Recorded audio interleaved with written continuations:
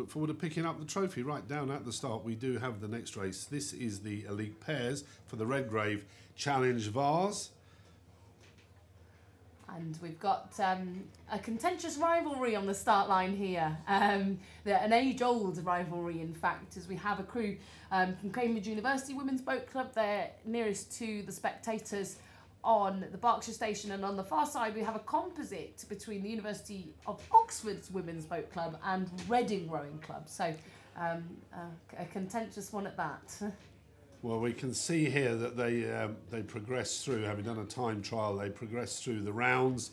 Their times are very, very similar going through. And interestingly enough, they are pretty close off the end of the island.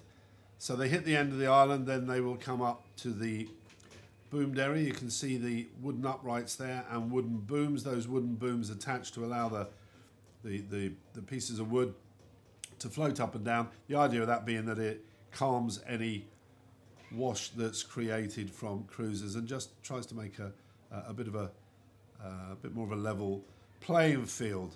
Now the umpire there just warning the Cambridge crew it was to get back onto their station.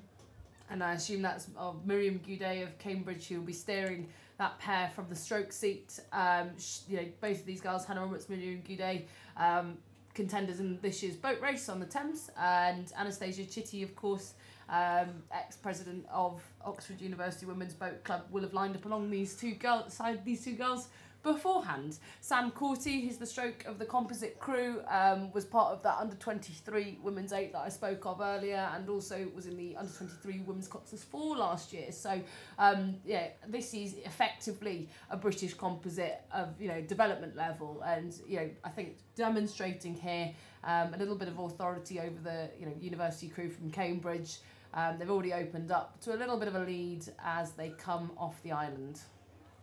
Not an easy boat, is it, the pair? You've got plenty to contend with. Absolutely, and I feel for them because I think with pairs and a good pair certainly, it's not always about who's strongest and who's fittest, but about you've got that mindset combination of the small boat along with a real finesse and technique that you need to be able to move in with the other person, and sometimes it's those athletes that gel together who perhaps aren't the fittest and strongest that will actually go on to do very well in pairs because they just find that rhythm, they find that sort of technical balance between the two athletes. And I think this crew, the composite, certainly is showing that they are very technical, lots of finesse there, and they seem to be tapping that along quite nicely.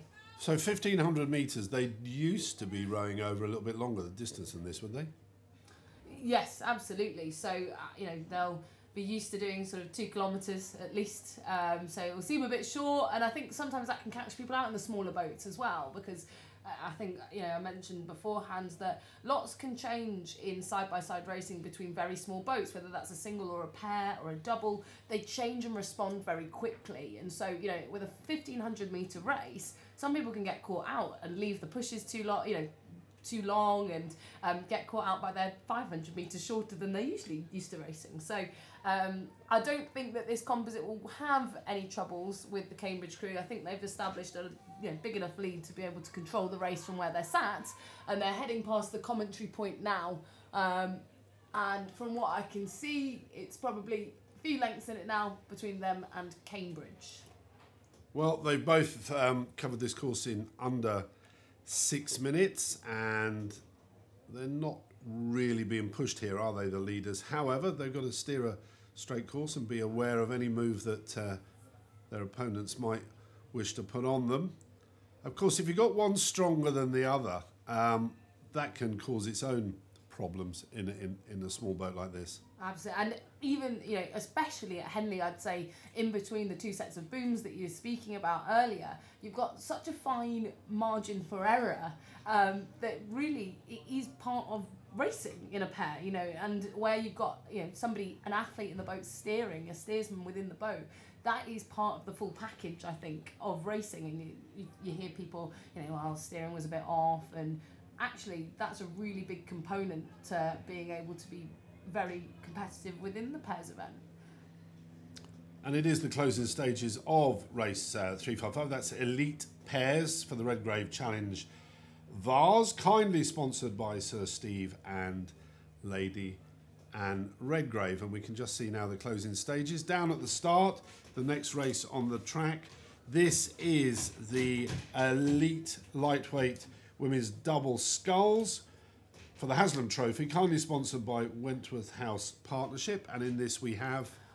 This is a very exciting race. I've been looking forward to this all day. This is Exeter University and Edinburgh University in a composite on the Berkshire station, and we've got Wallingford Rowing Club on the Buckinghamshire station, and this is a really classy field. And Wallingford just being warned there for their steering off the start. They've just come a little bit too far into the middle. I think very easy to do when you're over on that far side to attempt to steer away from the booms. But I think we should be in for a real treat and a really close race with this one.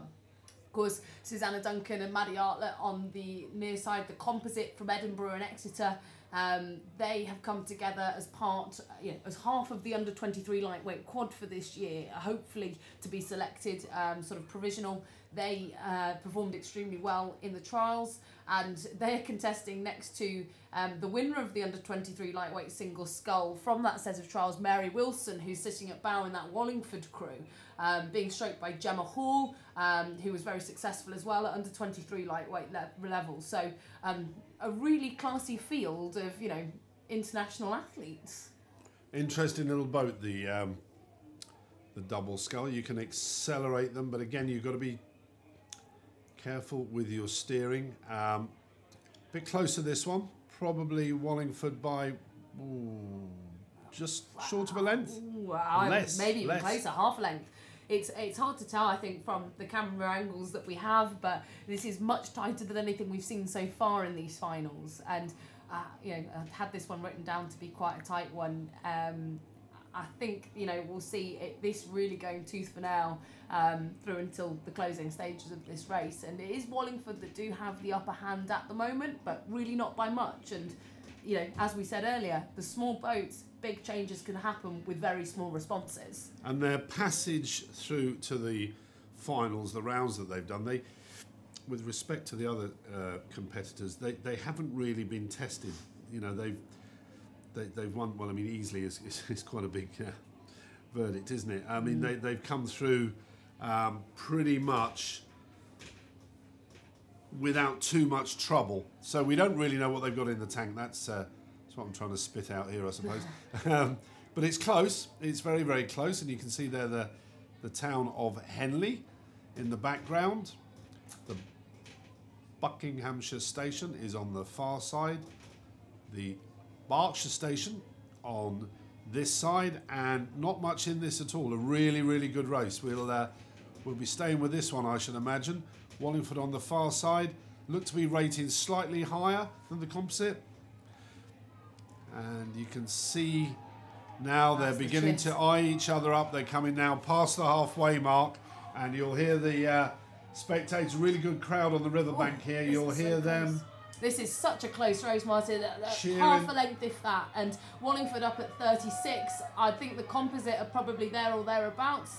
They're rating 35, so one pip lower. And my word, this is bow ball for bow ball, Martin. My word, that's a phrase you don't hear too often, but they are side by side. As they passed me, I looked in a direct line across the Thames, and they were level.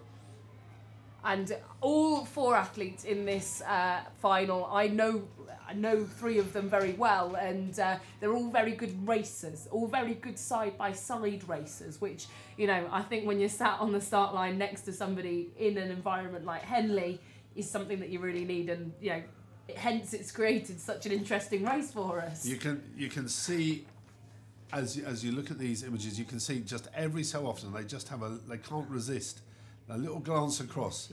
Yeah, two or three times there. Maddie Artlett has just glanced across. Mary's just done the same from Wallingford there. Yeah. Mary Wilson just had a bit of a quick glance. I think if I was to call it, Wallingford have a slight advantage, but really nothing much. And I think they've just gone up through the gears. They were sitting at about 36, 37, but they're now...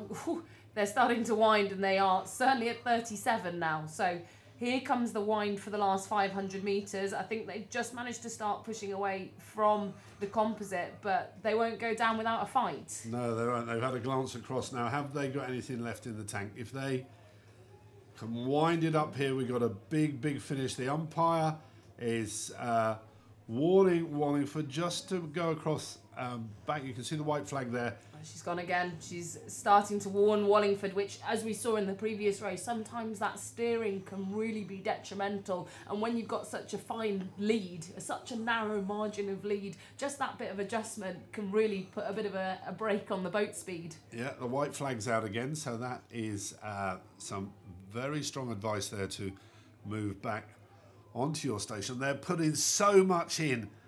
So much in. It's not a question necessarily of pulling harder with your right hand here to get back on course, but maybe just easing up with your left hand. But you're flat out. You don't want the others to get back on terms. There's just about 3/4 of a length. They crossed the line, and what a race that was. Absolutely fantastic.